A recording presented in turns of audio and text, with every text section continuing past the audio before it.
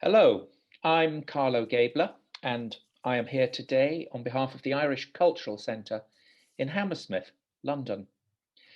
As part of its remit, the Centre provides a platform for Irish authors to launch, promote, and discuss their work. The inaugural literary festival in the autumn of 2020, of which I was a part, showcased established authors. The Centre's latest project is a joint venture working alongside creative writing courses, established writers, literary agents, and publishing houses, and it will focus specifically on exceptional up and coming Irish writers. The ongoing series will feature an established author introducing and interviewing a debut writer. For this, the second interview in the series, I'm delighted to be speaking to Kerri Ní Dochartaigh about her debut work, Thin Places, which was published to considerable acclaim in January this year, 2021. And the very first question, Kerri, is what is a thin place? Oh, that's a fantastic question. Carlo, it's lovely to be talking with you for this. Thank you, first of all. So I think lots of us know what a thin place is, really deep in a very deep part of us, in our bones, I think. It's when you've probably been somewhere and you've been standing there and it's maybe been a holy place. So it's maybe been old church ruins in somewhere like Cornwall or the Isle of Mull or Iona, or anywhere really, or it might be somewhere that's not marked, somewhere that is just top of the field or a hill or a passing point between places, and all of a sudden you felt something run through your whole body. So maybe a shiver, or maybe a sense of belonging, or a sense of having been somewhere before. You're held almost in between places. So thin place is somewhere where you feel neither here nor there. You could be anywhere in time. You could feel very in yourself or very out of yourself. It's one of those places that does something to you, that touches you. They're very known within the Celtic world, but actually since writing the book, people have contacted me. Lots of people have contacted me saying that they've experienced a thin place in Berlin, or in a variety of other places in America. So I think they're very well known in the Celtic world, and they're often religious sites or sites of something sacred or hallowed or hollowed.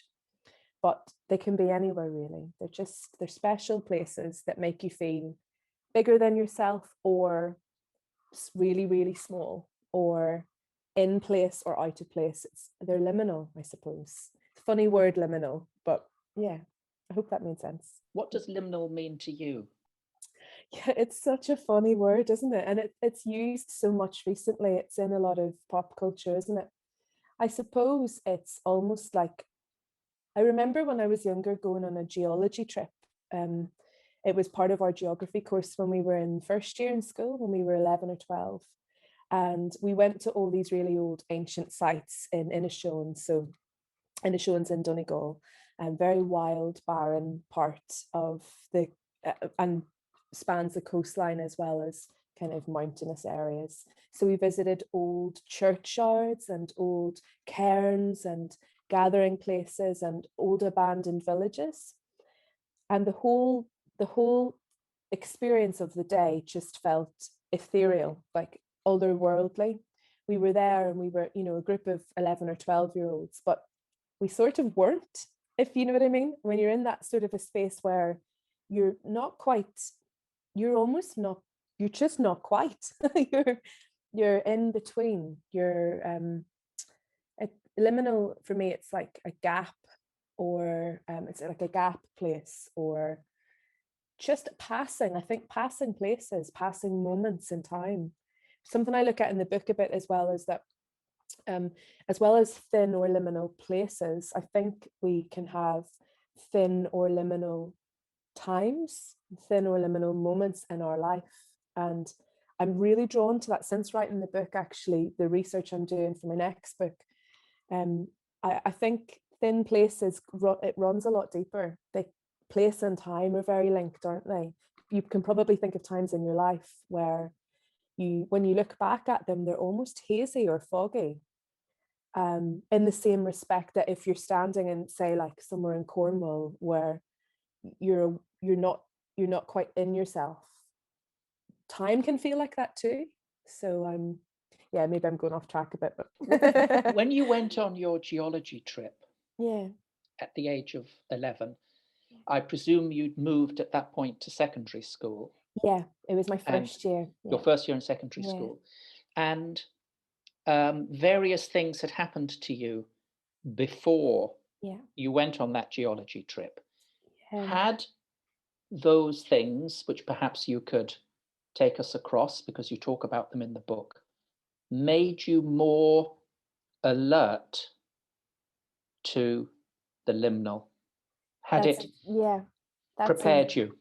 You know, that's a really brilliant question. And actually, I'm so appreciative of this conversation because I had never put those things together before. And that trip was a very important trip. And actually, I'm almost certain that the trip happened in October, which would have been the month after we'd been petrol bombed. I must check. I must see if I can find out. But yeah,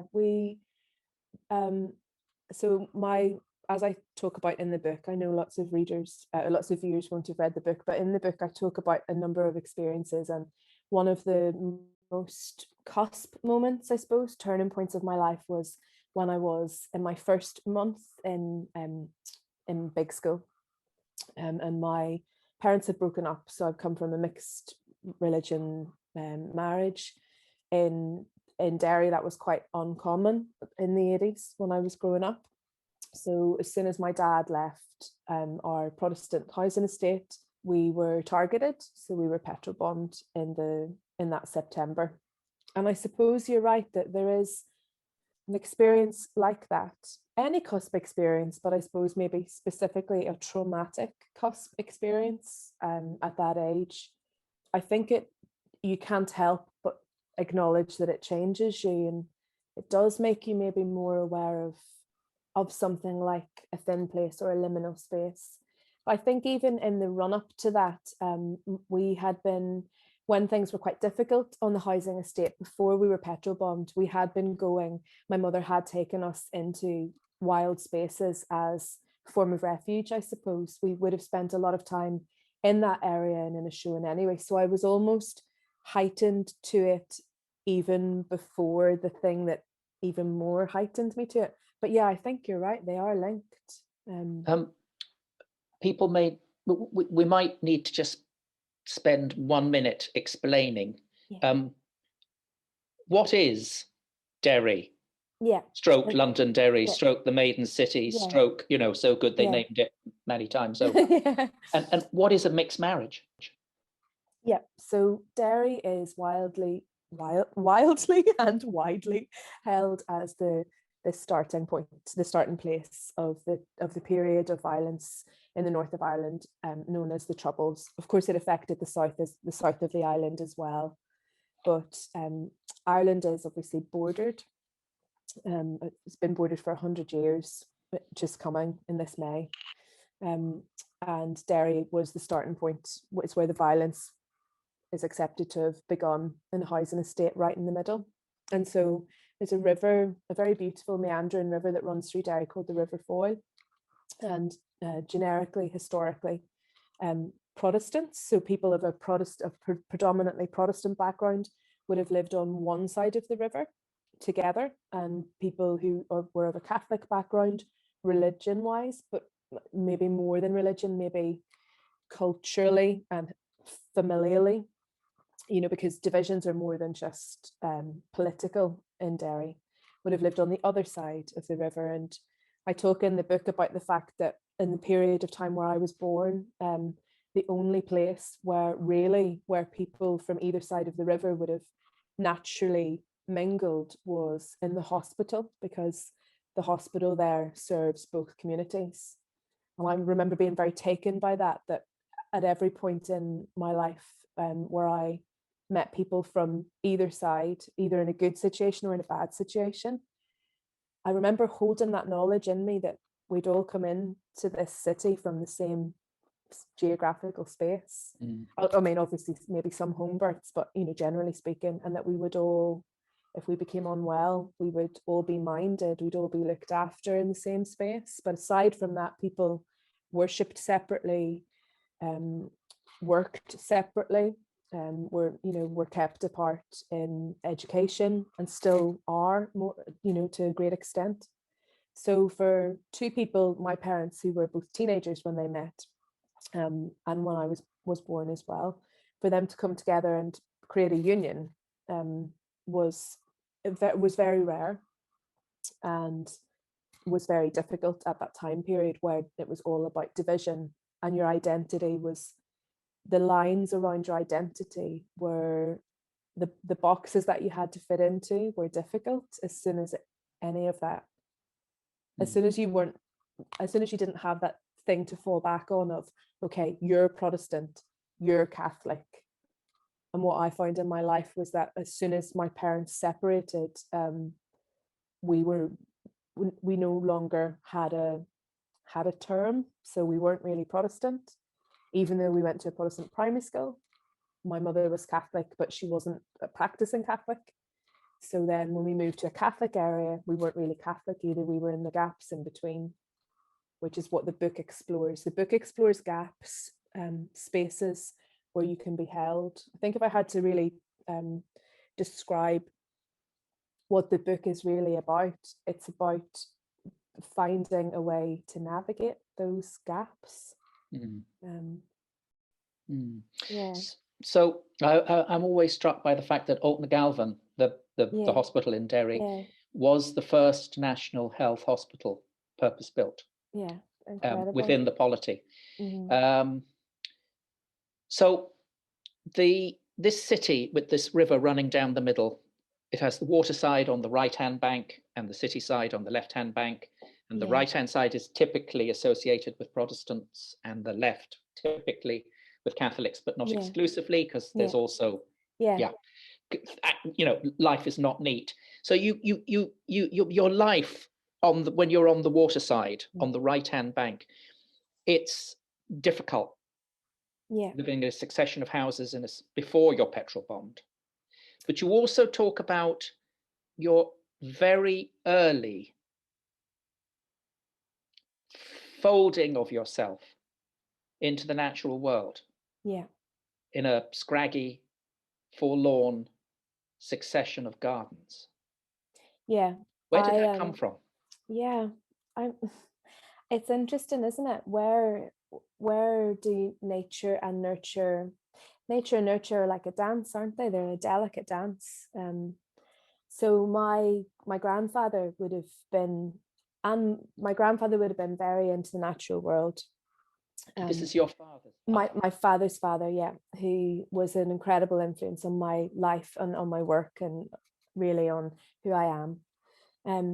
And interestingly, I think when we were younger, my father would have been quite drawn to the natural world, but he was, working, and it was we were taken into kind of to a really local park, where I spent a lot of my time, St. Colum's Park, which is along the banks of the river. And we would have spent a lot of time in amongst kind of ancient woodland there. So there are oak trees there that were planted as acorns, a long time ago, that have grown along with me. And that's kind of, I suppose, something I always remember knowing, that we were taken into spaces a lot.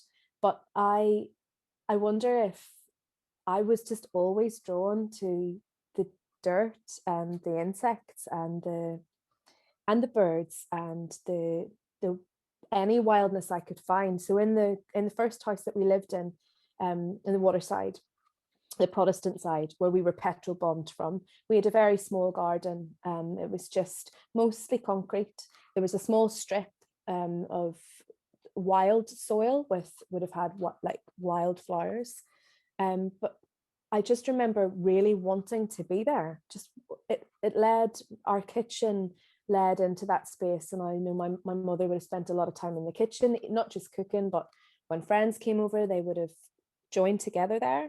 And as many Irish kitchens are, you know, communal space.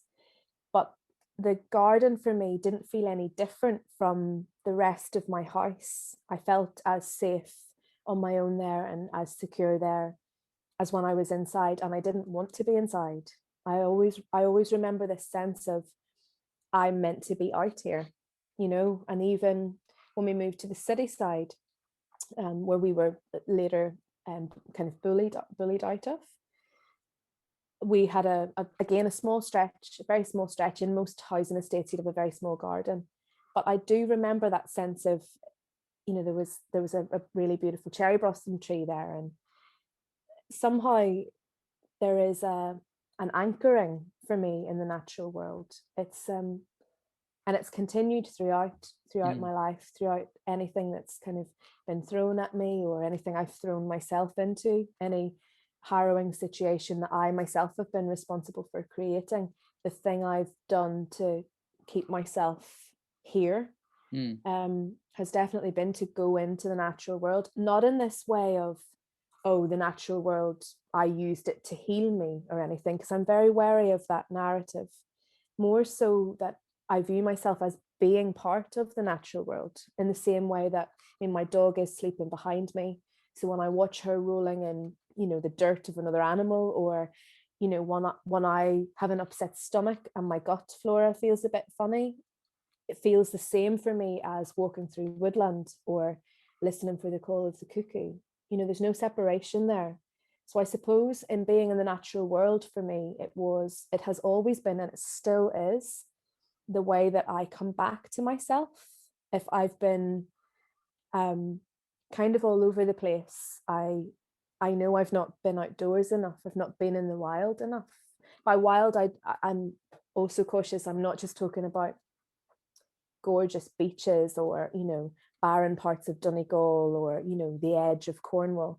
I'm talking about, you know, I'm remembering sort of scrubland where I would have gone and watched birds in supermarkets, you know, beside Asda when I lived in Edinburgh and things like that. So I think it's a sense of coming back. I think people who've experienced quite a lot of trauma will always have something that makes them feel like they're coming back into themselves. For some people, it's exercise or travel or having their family, or, you know, they all turn to something, don't they? But one of the, I mean, the book takes us through a number of very, very difficult personal events, some of which we will come on to in our conversation. And then in parallel, you have Gaia, or the world. And the world is, and this, it's a thing that runs all the way through, but it's particularly important or preeminent in the Derry sections. The world is impersonal, but non-judgmental. It doesn't categorize. It's not interested in human distinctions between this and that type of person. So you live on the waterside, and your father leaves, and you become recategorized, redesignated as a different kind, and othered. So you're petrol bombed. Then you move across to the other side, the city side, where there's trauma. I think you see a soldier shot. Yeah, that would have been just before we left the waterside. Oh, that was on the waterside. You carried that across. Yeah. That's a very, when I say interesting moment, that sounds glib, but what you communicate in that moment is the really strange way in which the troubles were instantaneous and then gone. You saw something, and then you're in a kitchen having a cup of tea. It's a flicker. Did that happen? Yeah. Then you go across to the city side, and you get recategorized again as the wrong kind of person. Yeah. And you have to leave. Yeah. Where do you go?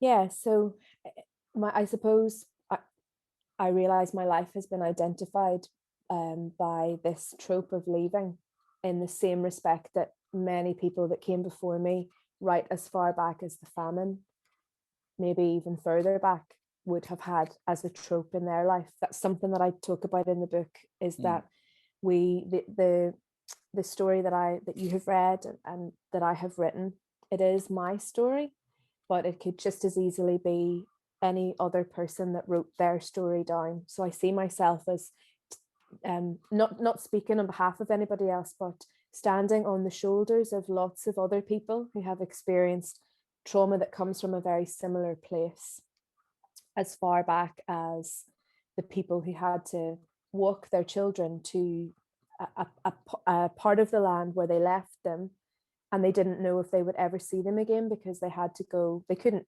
keep their children here, they couldn't afford to feed them or clothe them, and they had to send them off. So there's this consistent sense of leaving. And in the book I wanted to show my own leaving, but I wanted to somehow honor, maybe honor is not the right word, but I wanted to somehow show this as being part of a much deeper narrative in Ireland, in particular in the north of Ireland. We've been sending our children away for far too long, for reasons that include trauma, poverty, violence. And I suppose, yeah, my story is just part of that. So after we had left Derry completely, we moved to my then stepdad was from a small village just on the outside, about 20 miles outside of Derry, and an area that, yes, there are Protestants living in and there are Catholics, but there wasn't the division that lived, that sense of division that lived in Derry, which was very specific to not just Derry, but a lot of other parts of the north. So this little village that we moved to, people were much more united. Of course, there were some instances where Protestants and Catholics would have been at each other. Generally speaking, it was a very peaceful experience. And I talk in the book about how that I began to feel as a teenager there that things could maybe be okay. You know, we were welcomed into the village. My stepfather was really loved and admired. We were welcomed in as his family. But very soon after moving there, again, a harrowing situation where my really wonderful then stepfather sort of was went through a lot of personal trauma, began drinking. They separated, and very, very shortly after, one of my closest friends was murdered. The ripples obviously were experienced the whole way through the village, but again, for me, it was just that sense of displacement again, not feeling safe in a place once again.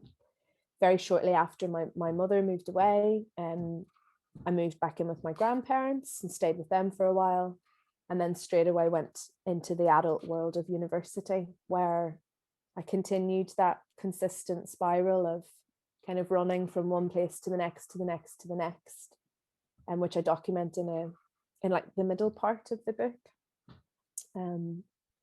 which I think is a funny thing to write about, particularly at this time that we're living through, where people are in a funny situation where we've all been held in one place really for over a year.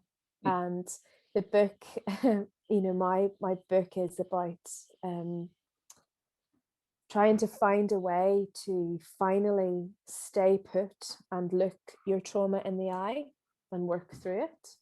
So it's not lost on me, this irony that this book that is about running consistently from the age, you know, first house we moved from, I was 3, you know, and running consistently until just before the pandemic, is now a book that feels like it might hold a bit more than it ever has before. So it's interesting.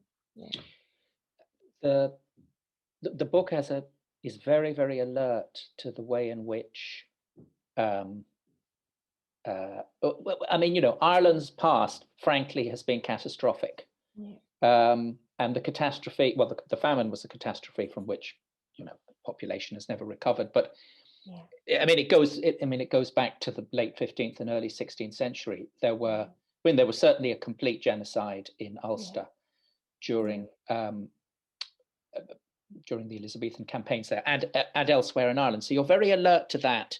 Yeah. And at the same time, you're also, so you're writing about history and your sense of the Irish past. You're also, which is something else which is threaded into it, very alert to the loss of the language, which is part of that catastrophic historical sequence. And you connect that to the alienation from nature, which you wish to personally reverse. Yeah. Talk a little bit about that. Yeah. So I think the real question there is how loss is different threads and how they're tied, really. Because yes, in my book, I look at the loss of people, so people moving away because of these events you've spoken of, the loss of a link to your sense of self, because when you're feeling like you're already having to move constantly, or that there isn't a future for you somewhere, a safe place for you, you're already very disconnected, or you can be. Most people that I've spoken to have felt a disconnect. And then if you're disconnected from the language for reasons that are out of your control, all of these strands they're simply strands of the same blanket that's come undone, the same piece of fabric that is gradually disintegrated because of pressure for centuries that you don't even know about, so you're left holding all the strands, trying to find a way to put them back together, and you don't even know what the blanket ever looked like. And I think for me, that's what loss is. Loss is this constant sense of the blanket being torn away. And for a long time, I viewed those losses as being separate. Those threads were lots of threads I was somehow trying to bring together. But in working through the narrative of my own story, in writing the book, with support of an incredible agent and editor who were able to look and say, well, actually, these are maybe a bit more linked than what you think. I was able to properly look at the losses that my life had experienced, and my parents' lives and their parents' lives, and see that actually the loss of the language is directly linked with the people that moved away. Because when we lose youth, we lose the ability to pass something on and to allow it to live. And when we lose the ability to name something, so I've taken upon myself to learn the names of the things that I see in the world around me as best I can in my native language that I wasn't able to learn for very political reasons. And I can't really fully explain why I think that that's important, but I know it is. I know that when I'm in the bog beside my home and I see a very particular moth or butterfly, I know that coming home, if I dream about it, or if I write about it, or if I think about it, I'm relating to it in a way that I feel I can enter into much closer. If I accept the fact that there's been a disconnect from me and this thing, but that I am trying to get closer again. I'm trying to come back into a oneness there.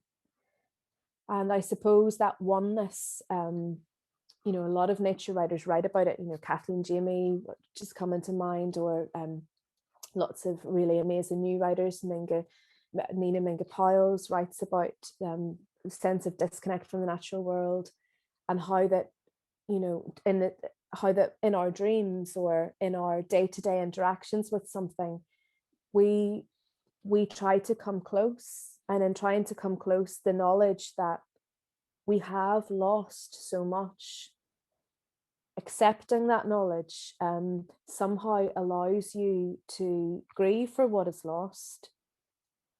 But when the grief is when the grief is acknowledged, the space opens up again to come closer. So I suppose that's what I'm trying to do, is I'm always trying to come closer to the things that are still left in the world, the beauty that still exists, the hope that is still there, because I think it's our only choice.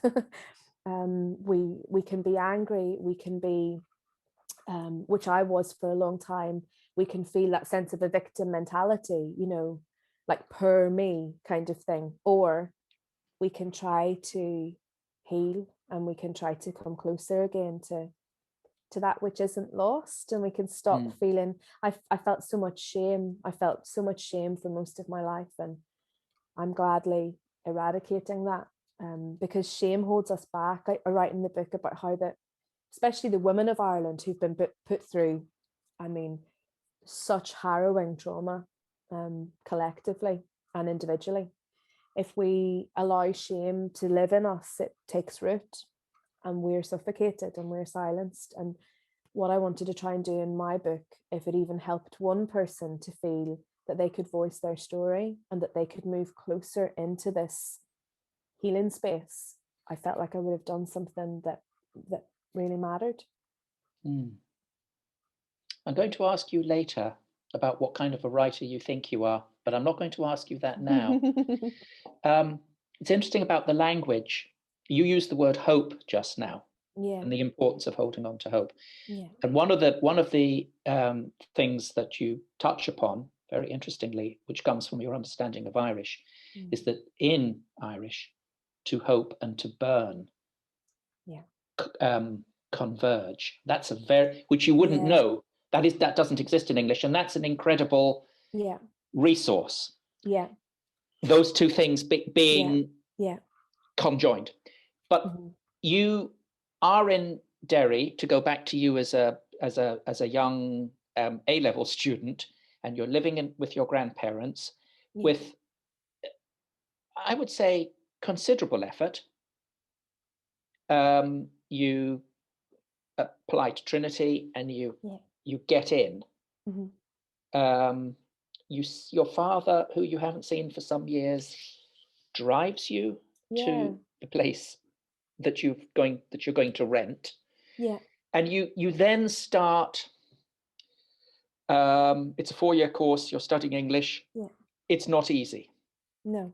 Why is it not easy? I suppose in looking back, we always assume, or lots of us assume, that when we've had a difficult childhood and we go out into the adult world, that it will just flip or switch, that things will suddenly be sort of magically easier and that it will just all fall into place. And that was not my experience in moving out on my own at all. I felt unprepared, not really ready for such a big change. And also it wasn't really much of a change either. At the same time, it was still being in a place where I didn't feel harbored or anchored and just trying to find my way through. So I think that sense of not belonging, it's just a consistent sense through my life of not belonging, which started in Trinity. It continued when I moved to Cork after I'd graduated. I then moved to Edinburgh, and I lived and worked and taught in Edinburgh, and then moved to Bristol.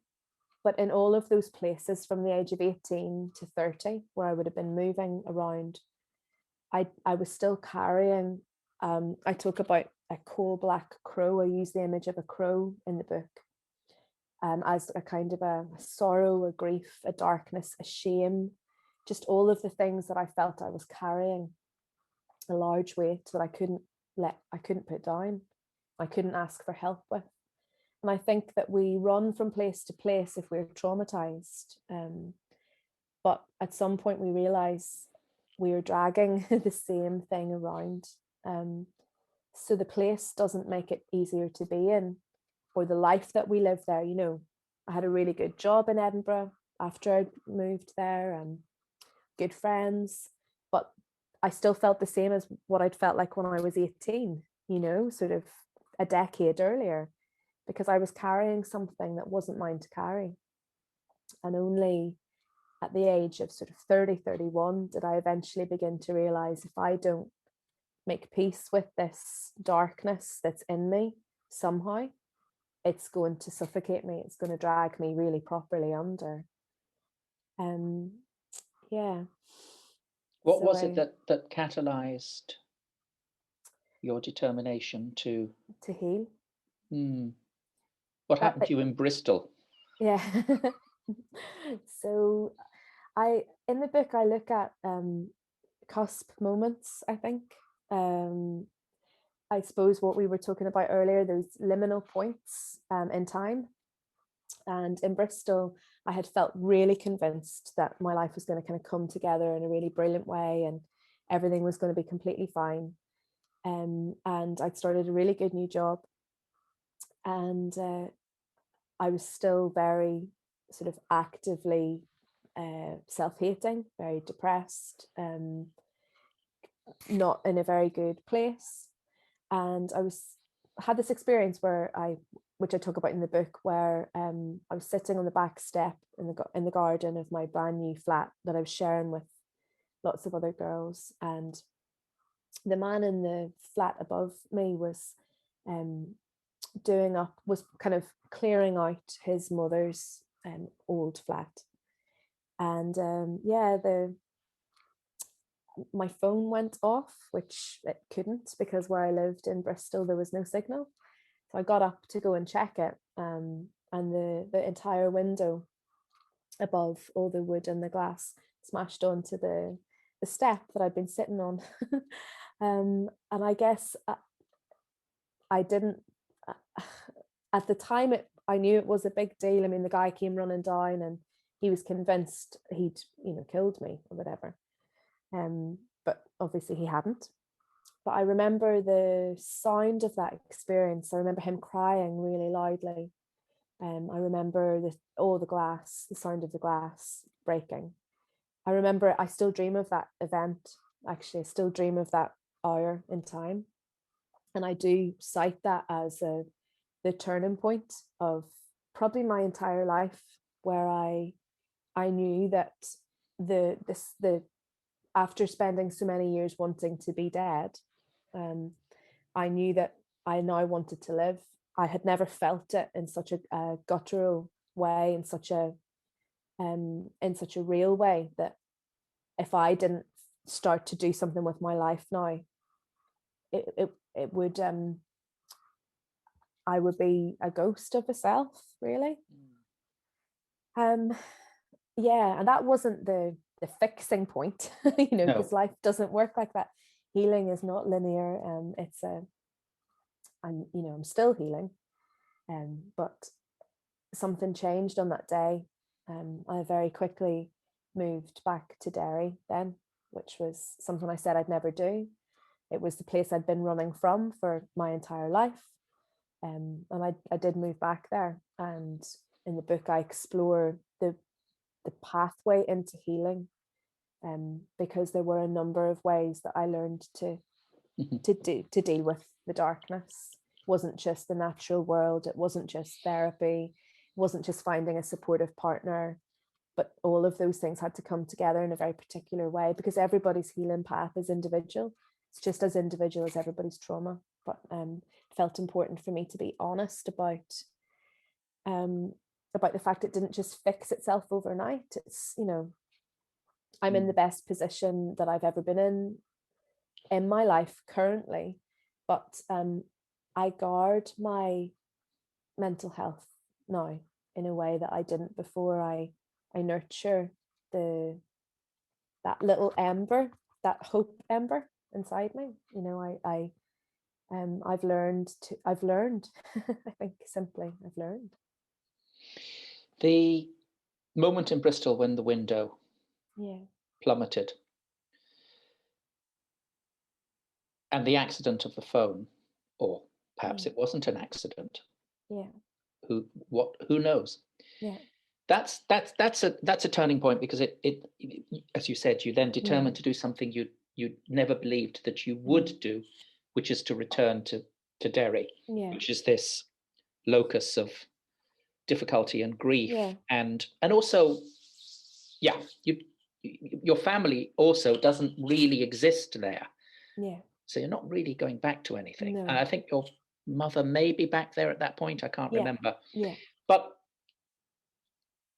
in the lead up to what happened in Bristol, you describe your feelings, you articulate what it is to feel untethered Yeah. and unrooted Yeah. and disturbed. And at the same time, you keep on keeping on. Yeah. You keep on swimming, Yeah. walking, looking, collecting, archiving from nature. Yeah. So there's it. Your psyche is very push and pull. Yeah. You spoke about not wanting to live, Yeah. but at the same time, there's something in you, which then, when the thing happens in Bristol, Yeah. is magnified. Yeah. You do keep Yeah. going, even at the worst of Totally. times. It's a very interesting thing to write or talk about period, any period of dark thoughts. In particular, perhaps the hardest maybe is suicidal thoughts, really, because there's a real taboo still around it. It's a very difficult thing to navigate. We've obviously seen recently in the British media, not just the British media, but in the media, where a woman spoke publicly about feeling suicidal. And let's look at the ripples that have come after that. So I'm really wary that everyone's experience of their own mental health is different, and how it will be treated is obviously very different. But I felt I really needed to put across in my book that despite feeling a sense of almost constant self-hatred and consistent suicidal thoughts, that alongside that we can also pretend very, very well that everything is completely fine. And a lot of people still do that. It's very important that, I've heard people say, oh, but she's too, she couldn't be feeling that about other people. I've heard people say, but sure, she's still going to work, so she must be fine, or she's still in her relationship, or she still goes out with her friends, so she's not really that bad. And it felt really important for me in the book to show that my lived experience, which was that, I was drinking myself to death almost. I was at points actively suicidal, alongside still going to work, alongside still going to gigs with friends, alongside still going and doing the things I knew that I loved, because they're not separate. Again, it's this threading where our identity is made up of that darkness, as well as this drive that's in us, or as well as this sense of, I suppose it's a sense of responsibility. We're expected to continue in the world no matter what we're put through. Look at what women have gone through in the last 3 weeks or 2 weeks, really, what we've seen happen to our sisters, but we're expected to still continue in the world as if that is something that we can just easily carry. So I think when we look at the collective picture of what we've been expected to keep quiet about and continue with, it makes sense that many people are operating really on a very fine line, but they're still looking as if everything's fine. And I wanted to put that across. I wanted to say, look, my dog was unwell a few weeks ago, and I'm obsessed with her. I really love her. And my partner said she's fine. Her nose is still wet and her tail's still wagging. And it really made me think about the fact that with humans, we don't have those factors. We can't look at someone and say her nose is fine and her tail's still wagging, so she's not a worry for us. And it really touched me, because actually, when we hear anyone say, I'm feeling suicidal, or I'm at a real low, or I've never felt this bad before, we must listen. We must listen, because even though they're really well dressed, or they're going out, or they're keeping, their children looking really well, or they're still going for dinner with all of their in-laws or whatever, the way that mental health works, it shapeshifts, so I feel I was able to continue doing lots of stuff that when I look back now, I think, oh my goodness, I I didn't want to be alive, but I still turned up for work with all my lessons planned. I was still there for friends when they turned to me, and that's the balancing act that we do. That's the balancing act that all of us do, but I think particularly women, because we're carrying so much of other people's needs inside us that sometimes we don't know where we belong. Why do you think, as a culture, we are so disinclined to be interested in unhappiness? Yeah. Why do we blank it out? Why do we say, nah? I think we're scared. I think fear keeps us quiet, and fear stops us listening. So on both sides, fear, that is a very deep-rooted thing. It stops a lot of the natural flow that should be happening between human and human in an interactive way. So I think when something really awful happens, and then it stops happening, we don't want to talk about it anymore, because there's almost this sense of, well, it's done now. Let's be okay. Let's be happy. You see all this sort of positive thoughts only, and different kind of things. And I think it's positivity and hope are very different things. And I think that we've kind of brought them together in a way that we shouldn't have done. I mean, Selena Gooden, who's another Canongate author, and I adore her work. She writes of hope as being a group project, and I'm so drawn to that idea that we can have hope inside us, but it's like with that little spark, they all have to come together for there to be a fire. And I think if we're expecting people to carry the burdens of everything they've gone through on their own, and we're not giving them the safe space to sort of continue their own healing project, then the little bit of hope that they have in them just gets trampled and trampled and trampled.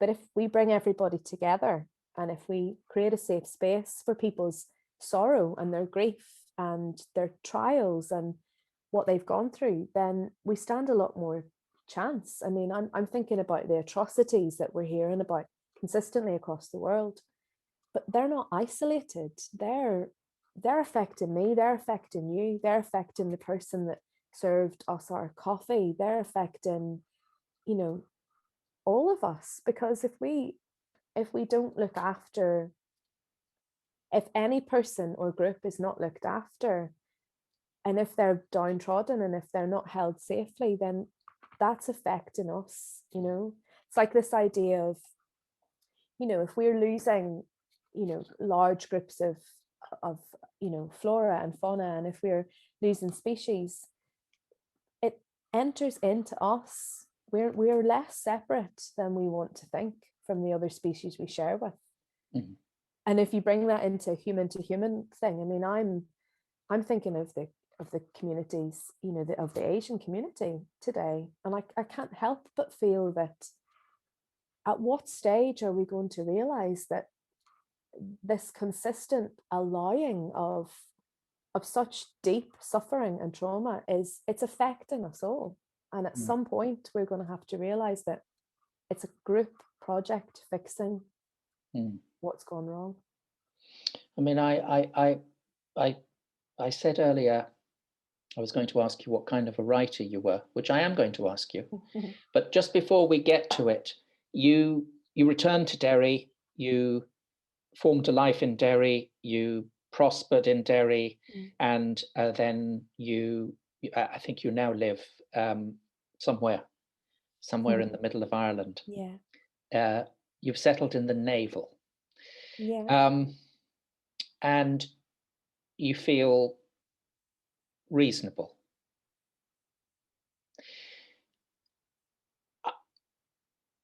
You're also a political writer.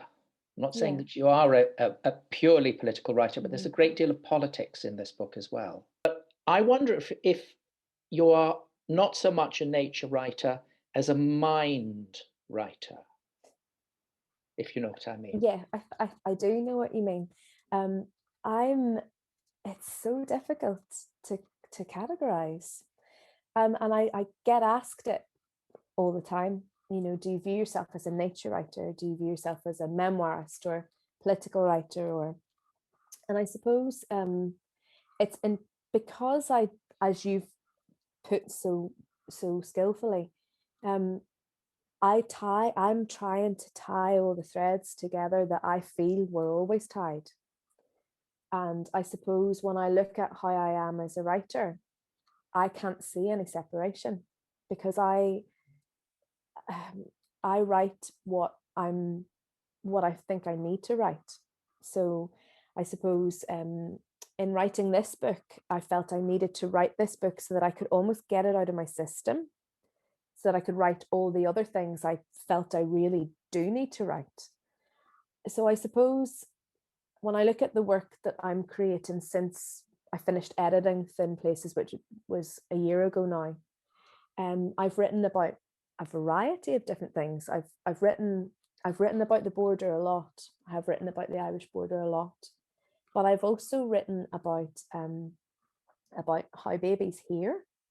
I've written a lot about bog holes. I've written about my dog, and I wonder, is there something in me that doesn't separate the things out? I don't know. I can't. I don't see them as being separate. And I suppose I'm writing about the things that matter to me, and they are all so linked. So nature, politics, they need to be more together. We're a lot more holistic, we're a lot more intertwined than what we think. So I suppose when I read criticism of you'll hear it a lot where a nature book will come out and people will say, oh, but it was too much about the author, you know, there wasn't enough about I just want to know about seashells or something. And I think, well, are seashells really just their own thing, or are they the language of the seashore?